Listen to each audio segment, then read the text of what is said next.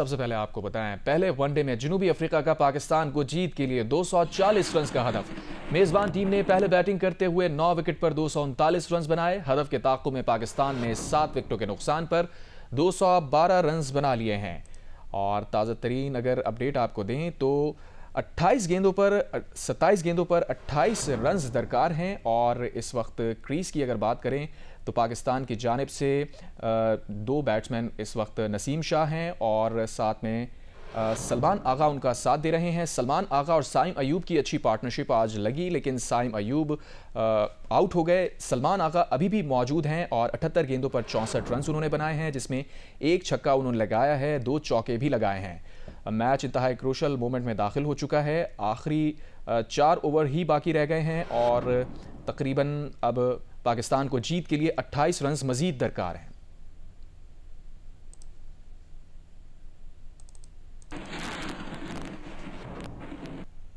आगे बढ़ते हैं। बानी पीटीआई ने पार्टी रहनुमाओं की दरखास्त पर सिविल नाफरमानी की तहरीक कुछ दिन के लिए मुअत्तल कर दी है। अडियाला जेल में बानी पीटीआई से मुलाकात के बाद उनकी बहन अलीमा खान ने मीडिया को बताया कि पार्टी ने बानी पीटीआई से दरखास्त की थी कि सिविल नाफरमानी पर थोड़े दिन रुक जाएं। बानी मान गए, कहा उन्हें मुल्क की फिक्र है, थोड़े दिन इंतजार कर लेते हैं। बानी पीटीआई का कहना है कि 2 मुतालबात हुकूमत को भेजे हैं, हुकूमत वो मुतालबात पूरे कर दे। मुतालबात ना माने गए तो फिर सिविल नाफरमानी की कॉल देंगे।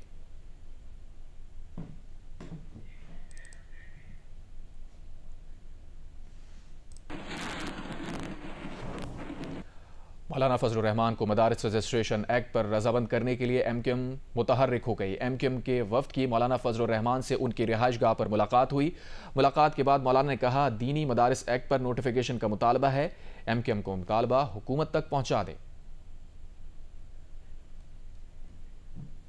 की जमीयत उलमा इस्लाम के सरबराह मौलाना फजलुर रहमान से इस्लामाबाद में उनकी रिहाइशगाह पर मुलाकात। वफ्द में गवर्नर सिंध कामरान टिसोरी, डॉक्टर फारूक सत्तार और सैयद अमीनुल हक शामिल थे। मौलाना फजलुर रहमान ने मुलाकात के बाद मीडिया से गुफ्तगू में अपोजिशन और हुकूमत के मुज़ाकरात पर अपना किरदार भी वाज़ेह किया। आपकी खिदमात जो है वो पीटीआई से मुज़ाकरात के हवाले से ली जा सकती है। जिस बात के हवाले से मुझ तक कोई बात न पहुँची हो, मैं उस पर कैसे तबसरा कर सकता हूँ। एमक्यूएम के अरकान से गुफ्तगू में मौलाना फजलुर रहमान ने कहा कि मदारिस के मामले को ऐवान सदर ने उलझाया है। दीनी मदारिस के हवाले से कानून साजी हुई थी, उस पर ऐवान सदर ने अपने इक़दामात के तहत उलझा दिया मामले को। तो हमारी नज़र में चूँकि अब वो एक्ट बन चुका है और हमारा मुतालबा हुकूमत से ये है कि अब आप उसका गज़ट नोटिफिकेशन करें। खालिद मकबूल सिद्दीकी ने कहा कि मौलाना की बातों में बहुत दलील है, उनका पैगाम आगे पहुँचाएंगे। इनकी गुफ्तगू में, इनकी बातों में बड़ी दलील मौजूद थी और मैं समझता हूँ कि इस पे हम भी आगे चल के बात करेंगे। हमारे दरमियान भी गुफ्तगू रहेगी। ये सियासी जमातों के दरमियान मज़ाकरात और मकालमा, इसके अलावा और कोई दूसरा रास्ता होता नहीं है। मौलाना फजलुर रहमान एमक्यूएम वफ्द से मुलाकात के बाद भी मदारिस रजिस्ट्रेशन एक्ट पर अपने मौक़िफ़ से पीछे नहीं हटे। एमक्यूएम ने मौलाना के मुतालबात को जायज करार दे दिया। कैमरामैन साजिद तारिक के साथ मरियम नवाज, जियो न्यूज़, इस्लामाबाद। मौलाना फजलुर रहमान को मदारिस रजिस्ट्रेशन एक्ट पर रजामंद करने के लिए एमक्यूएम मुतहर्रिक। एमक्यूएम के वफ्द की मौलाना फजलुर रहमान से उनकी रिहाइशगाह पर मुलाकात हुई। मुलाकात के बाद मौलाना ने कहा, दीनी मदारिस एक्ट पर नोटिफिकेशन का मुतालबा है, एमक्यूएम मुतालबा हुकूमत तक पहुंचा दे। मौलाना ने कहा, मदारिस के मामले को ऐवान सदर ने उलझाया है। मौलाना फजलुर रहमान को मदारिस रजिस्ट्रेशन एक्ट पर रजामंद करने के लिए एमक्यूएम पाकिस्तान मुतहर्रिक हो गई है। एमक्यूएम के वफ्द की मौलाना फजलुर रहमान से उनकी रिहाइशगाह पर मुलाकात हुई। मुलाकात के बाद मौलाना ने कहा, दीनी मदारिस एक्ट पर नोटिफिकेशन का मुतालबा है, एमक्यूएम मुतालबा हुकूमत तक पहुँचा दे। मौलाना ने कहा, मदारिस के मामले को ऐवान सदर ने उलझाया है। मदारिस रजिस्ट्रेशन के मामले के ऊपर मौलाना फजलुर रहमान और एमक्यूएम के दरमियान मुलाकात हुई है। एमक्यूएम के वफ्द ने मौलाना फजलुर रहमान से उनकी रिहाइशगाह पर मुलाकात की है। मुलाकात के बाद मौलाना ने कहा कि दीनी मदारिस एक्ट पर नोटिफिकेशन का मुतालबा है, एमक्यूएम पाकिस्तान उनका ये मुतालबा हुकूमत तक पहुँचा दे। मौलाना ने कहा कि मदारिस के मामले को ऐवान सदर ने उलझाया है।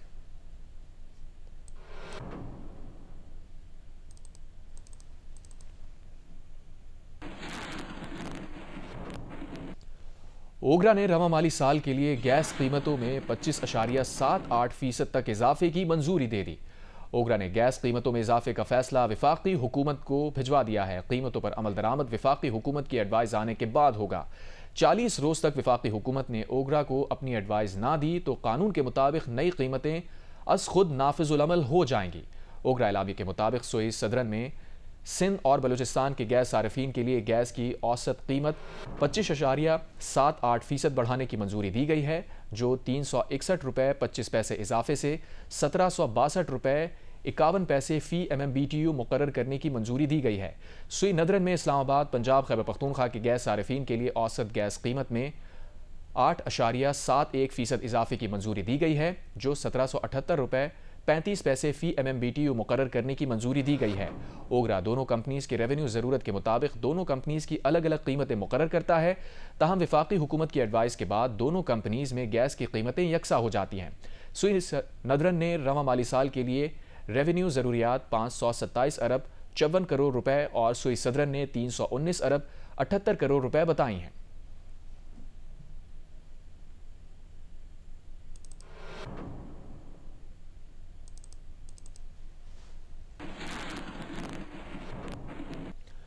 यूनान कश्ती हादसे में जाँ बहक होने वाले 2 कम उम्र बच्चों का ताल्लुक सियालकोट की तहसील पसरूर से है। बच्चे कैसे और कब घर से रवाना हुए और उनके लवाहिकीन का क्या कहना है, इस मुताल्लिक बता रहे हैं जियो न्यूज़ के नुमाइंदे उमर एजाज। यूनान कश्ती हादसे का शिकार होने वाले मासूम बच्चों का ताल्लुक 2 बच्चों का ताल्लुक सियालकोट की तहसील पसरूर से है। एक बच्चा सुफियान है जिसकी उम्र 20 साल है, जबकि आबिद है जिसकी उम्र 14 से 15 साल बताई जा रही है। साथ इस वक्त आबिद के जो चचा हैं मोहम्मद परवेज, वो मेरे साथ मौजूद हैं, उनसे बात करते हैं। यहाँ से पाकिस्तान से तकरीबन हमारे घर से 2 माह पहले यहाँ से चला और सऊदीया में और दुबई में स्टे करते करते वो मिस्र में भी स्टे किया और उसके बाद वो लीबिया पहुँचा। वहाँ तकरीबन कोई 2 माह रहा और आज से कोई 5-6 दिन पहले जब ये कश्ती वहाँ से लीबिया से निकली है, लहरें आई हैं, उसके वो हादसे का शिकार हो गई। ये कन्फर्म नहीं हुआ कि उसके वो अभी डेथ हुई है या वो अभी जिंदा है। जो हमारे गाँव के काफ़ी लोग हैं जो वहाँ यूनान में रहते हैं और वो हमें कोई ऐसी कोई कन्फर्म इंफॉर्मेशन नहीं दे रहे। तो ये हमें पता है कि यहाँ से हमने 21 से 22 लाख रुपया जो है वो हमने दिया था। हमारा तो मुतालबा यही है कि अगर वो जिंदा है तो हमारा उसके साथ रब्ता किया जाए, अगर उसकी डेथ हो चुकी है तो डेड बॉडी हमें दी जाए। उनका ये कहना है कि जो रकम है वो मुंतकिल की गई एजेंट के अकाउंट में। 2023 में भी ये वाक़या पेश आया, तब भी गवर्नमेंट ने कोई इस पे जो है वो इक़दाम नहीं उठाए। सदर मुमलिकत ने कहा है कि पाकिस्तान की इक़्तिसादी बहाली में तेज़ी आ रही है। पाकिस्तान में सरमायाकारी के लिए साजगार माहौल है। मुत्तहदा अरब इमारात के कारोबारी इदारों को पाकिस्तान स्टॉक एक्सचेंज समेत मुख्तलिफ शोबों में सरमायाकारी की दावत देते हैं। सदर आसिफ अली जरदारी ने मुत्तहदा अरब इमारात के कौमी दिन के हवाले से तकरीब से खिताब में कहा कि अरब इमारात तिजारत, सरमायाकारी और सयाहत के शोबों में आलमी मरकज़ के तौर पर उभरा है। दोनों ममालिक के माबैन काबिल एतमाद स्ट्रेटेजिक शराकत दारी है। मुत्तहदा अरब इमारात पाकिस्तान के अहम इक़्तिसादी शराकत दारों में से एक है। पाकिस्तान और मुत्तहदा अरब इमारात के माबैन तिजारत मुसलसल बढ़ रही है।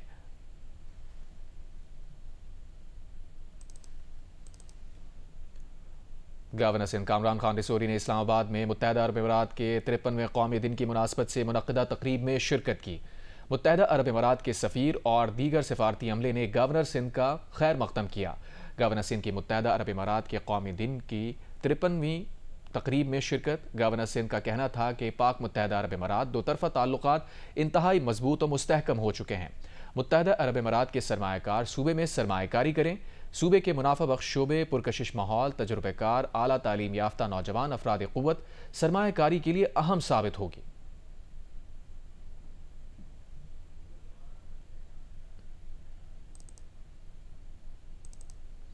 गवर्नर सिंध कामरान खान रिसोरी ने इस्लामाबाद में मुत्तहदा अरब इमारात के 53वें कौमी दिन की मुनासबत से मुनक़्क़दा तकरीब में शिरकत की। मुत्तहदा अरब इमारात के सफ़ीर और दीगर सिफारती अमले ने गवर्नर सिंध का खैर मक़दम किया। गवर्नर सिंध की मुत्तहदा अरब इमारात की कौम को 53वें कौमी दिन पर मुबारकबाद। गवर्नर सिंध का कहना था कि पाक मुत्तहदा अरब इमारात दोतरफ़ा ताल्लुकात इंतहाई मजबूत और मुस्तहकम हो चुके हैं। मुत्तहदा अरब इमारात के सरमायाकार सूबे में सरमायाकारी करें। सूबे के मुनाफा बख्श शोबे, पुरकशिश माहौल, तजुर्बेकार, आला तालीम याफ्ता नौजवान अफराद क़ुव्वत में सरमायाकारी करें। खैबर पख्तूनख्वा के इलाके पाराचनार में सड़क बंद होने से अस्पताल में अद्वियात मैसर नहीं। 29 बच्चे वक्त पर दवाई ना मिलने से जाँ बहक हो गए। इस अमन अमान की बिगड़ती सूरत हाल पर अरकान पार्लियामान क्या कह रहे हैं, जानते हैं नौरीन सलीम जंजुआ से। खैबर पख्तूनख्वा के इलाके कुरम में अमन अमान की बिगड़ती हुई सूरत हाल, पाराचनार की एक अहम सड़क बंद होने से अस्पताल में दवाइयाँ मुयसर नहीं, जिसके बायस तकरीबन 29 बच्चे जाँ बहक हो गए। सूबाई हुकूमत और पार्लिमान इस सिलसिले में क्या कर रही हैं, आइए बात करते हैं अरकान पार्लियामेंट से। बुनियादी तौर पे ये जिम्मेदारी जो है प्राइमरीली जो है वो प्रोविंशियल गवर्नमेंट की, उनको अपनी सियासी एक्टिविटीज़ से अगर मिल जाए वज़ीर आला को फुर्सत जो है, तो बार बार वो हमले कर रहे हैं, अब फिर वो धमकी दे रहे हैं, जिस किस्म की ज़बान वो इस्तेमाल कर रहे हैं, he is not interested in the welfare of people of KP। जिस दिन ये शुरुआत हुई है मैं पेशावर में ही था, उस वक्त अली अमीन गंडापुर चीफ मिनिस्टर साहब ने फौरी जो है उसका लिया और वो वहाँ जाकर उन्होंने बैरिस्टर सैफ को भी भेजा जो उनके पॉलिटिकल एडवाइज़र भी हैं, मिनिस्टर का रैंक है उनका, वो गए। ये नाकामी स्टेट की है, ये नाकामी प्रोविंशियल गवर्नमेंट की है, ये नाकामी हमारी अपनी भी है, ये नाकामी इस पार्लियामेंट की भी है कि यहाँ बैठे और हमारे बच्चे मारे जा रहे हैं, मर रहे हैं और रास्ते बंद है, खुर्रम एजेंसी को खोला नहीं जा रहा है। आप तालिबान के लोगों को अपने साथ लाकर इस्लामाबाद पे तो हमला कर सकते हैं, लेकिन आप खुर्रम एजेंसी के रास्ते नहीं खोल सकते, तो आपका क्या फ़ायदा वज़ीर आला रहने का। ये जिम्मेदारी इस वक्त हम सब की है और होना ये चाहिए कि स्पीकर साहब की क़यादत में भी एक वक्त पारा चनार जाए और खैबर पख्तूनख्वा और की हुकूमत के नुमाइंदे और वफाकी हुकूमत मुश्तरका तौर पर वहाँ दवाइयाँ भेजने, तिब्बी इमदाद, तिब्बी सहूलतों को बेहतर बनाने और जो बाकी जानों का इतलाफ नहीं बचाने के लिए ज़िंदगियाँ। अपनी जिम्मेदारी से छुपना नहीं चाहिए। पारा चनार में अमन की सूरत हाल जो कायम करनी है, ये सूबे की जिम्मेदारी पहले है, वफाक की जिम्मेदारी बाद में है, लेकिन वफाक की जहाँ पे भी जरूरत पड़ेगी वफाक हाजिर है। बच्चे मरे हैं अद्वियात की अदम दस्तियाबी या रोड की ब्लॉकेट्स की वजह से, लेकिन असल वजह ये है हमारी नाअहली। हैसियत कौम क्यों नहीं कर सकते हैं, हम अपने पाकिस्तान के एक ज़िले के लोगों की मदद क्यों नहीं कर सकते हैं। स्ट्रेटजी हमारी ये है कि हम जरगे की शक्ल में जा रहे हैं और तरफेन को सुनेंगे, लेकिन इसके लिए ज़रूरी है कि पहले प्रोविंशियल गवर्नमेंट जो है वो हमें ये इख्तियार दे। तो इस सिलसिले में वज़ीर आला खैबर पख्तूनख्वा से बात करूंगा। आज पार्लियामेंट में पारा चनार की अमन अमान की सूरत हाल के हवाले से आवाज़ उठाई गई और तमाम अरकान पार्लियामेंट इस बात पर मुत्तफिक थे कि खैबर पख्तूनख्वा के इलाके कुरम में अमन अमान की सूरत हाल को बहाल करने के लिए, वहाँ पे मुस्तकिल अमन कायम करने के लिए तमाम इदारों को, तमाम पार्लिमान को और सूबाई हुकूमत को साथ मिलकर काम करना होगा। कैमरामैन इरफान हाशमी के साथ नौरीन सलीम जंजुआ, पार्लियामेंट हाउस, इस्लामाबाद। पहले वनडे में जनूबी अफ्रीका का पाकिस्तान को जीत के लिए 240 रन का हदफ और इस वक्त मैच इंटरेस्टिंग मराहिल में दाखिल हो चुका है। 4 गेंदों पर सिर्फ पाकिस्तान को जीत के लिए 2 रन दरकार हैं और पाकिस्तान ये मैच मुमकिन तौर पर जीत सकता है। 240 रन का हदफ था। पाकिस्तान ने 7 विकेटों के नुकसान पर अब तक 238 रन बनाए हैं और सिर्फ अब जीत के लिए 2 रन ही दरकार हैं। 4 गेंदों का खेल बाकी रह गया है, 2 रन दरकार हैं। क्रीज पर इस वक्त अगर हम बात करें तो सलमान आगा ने 82 रन बनाए हैं और पाकिस्तान ने जनूबी अफ्रीका को पहले ODI के अंदर 3 विकेटों से शिकस्त दे दी है। ब्रेकिंग न्यूज़ आपके लिए है, पाकिस्तान ने जनूबी अफ्रीका को पहले वनडे में 3 विकेटों से शिकस्त दे दी है और आज की इस जीत में अहम किरदार अदा किया है सलमान आगा का, जिन्होंने 4 विकेटें ली हैं और बैट से 82 रन भी जड़े हैं। 90 गेंदों पर उन्होंने 82 रन बनाए हैं, 2 छक्के उन्होंने लगाए हैं, 4 चौके उसमें शामिल हैं और अगर बॉलिंग की बात करें तो उन्होंने 8 ओवर्स में 4 विकेटें भी अपने नाम की हैं। उनका साथ दिया बैटिंग में इस चेस के अंदर साइम अयूब ने, जिन्होंने 119 गेंदों पर 109 रन बनाए, 3 छक्के उन्होंने लगाए, 10 चौके भी उसमें शामिल हैं। पाकिस्तान की इनिंग्स इस वक्त ख़त्म हो चुकी है और जीत भी पाकिस्तान का मुकद्दर बनी है। पहले वनडे के अंदर जनूबी अफ्रीका को पाकिस्तान ने 3 विकेटों से शिकस्त दे दी है। 240 रन का हदफ था जो पाकिस्तान ने 242 रन बनाकर पूरा किया है और मैच भी अपने नाम कर लिया है। पाकिस्तान ने पहला ODI जनूबी अफ्रीका को 7 विकेटों के नुकसान पर 3 विकेटों से जीत लिया है। 240 रन का हदफ मिला था, पाकिस्तान ने 242 रन बनाए हैं।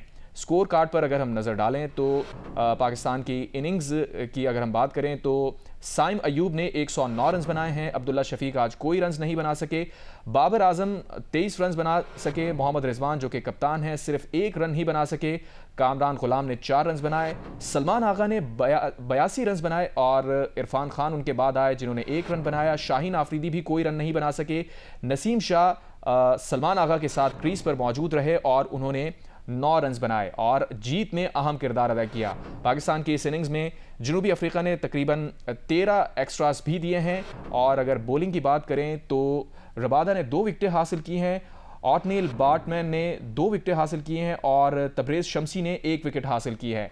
पाकिस्तान के अगर बॉलिंग अटैक की बात करें तो शाहीन शाह अफरीदी ने 1 विकेट हासिल की है, नसीम शाह आज कोई विकेट नहीं ले सके।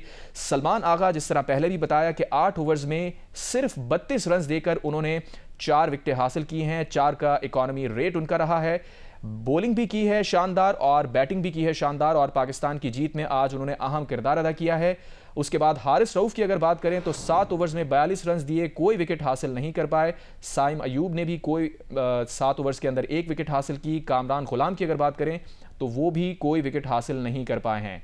पहले आज बैटिंग करते हुए जनूबी अफ्रीका ने 9 विकेटों के नुकसान पर 239 रन बनाए थे मुकर्ररा ओवर्स में और 240 के जवाब में पाकिस्तान ने आज बैटिंग शुरू की तो साइम अयूब आज एक बार फिर अटैकिंग बैटिंग करते हुए 109 रन बनाने में कामयाब हुए। अब्दुल्ला शफीक जो कि उनके साथ आए थे वो कोई रन नहीं बना सके और 0 पर पवेलियन लौट गए। पाकिस्तान ने आज का मैच 242 रन बनाकर जीता है। 3 विकेटों के मार्जिन से पाकिस्तान ये मैच जीत चुका है।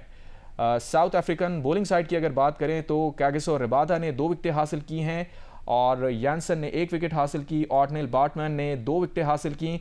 तबरेज़ शम्सी 1 विकेट हासिल करने में कामयाब हुए। पाकिस्तान की मजमूई तौर पर 7 विकेटें गिरी हैं और साउथ अफ्रीका की 9 विकेटें गिरी थी। साउथ अफ्रीका ने मुकर्ररा 50 ओवर्स में 9 विकेटों के नुकसान पर 239 रन बनाए थे और जीत के लिए पाकिस्तान को 240 रन का हदफ दिया था।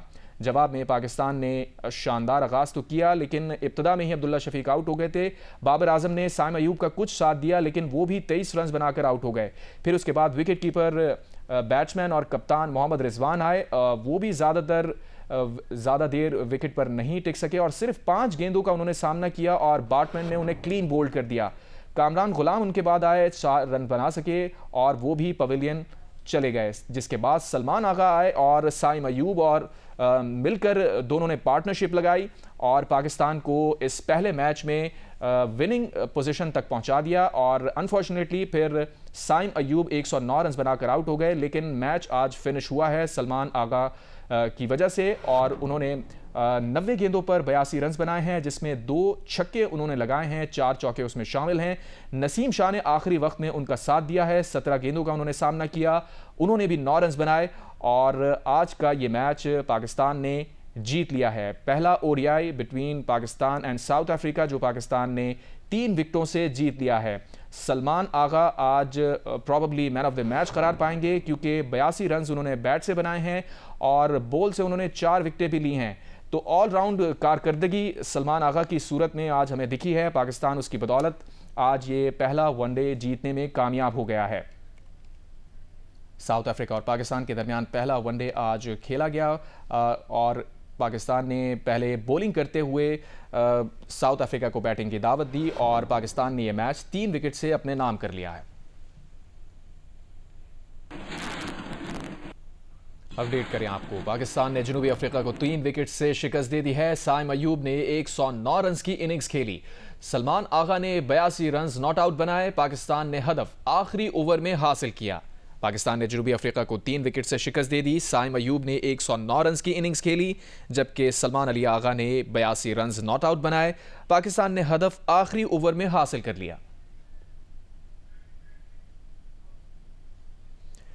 पाकिस्तान की जीत के हवाले से आपको अपडेट करें। पहला ओडीआई जो कि पाल में खेला गया, पाकिस्तान ने जनूबी अफ्रीका को 3 विकेटों से वहां शिकस्त दे दी है। साइम अयूब ने आज सेंचुरी जड़ी है, 109 रन बनाए जबकि उनका साथ दिया मैच के अंदर सलमान आगा ने 82 रन नॉट आउट बनाए, 4 विकेटें भी उन्होंने ली। पाकिस्तान ने हदफ आखिरी ओवर में हासिल कर लिया।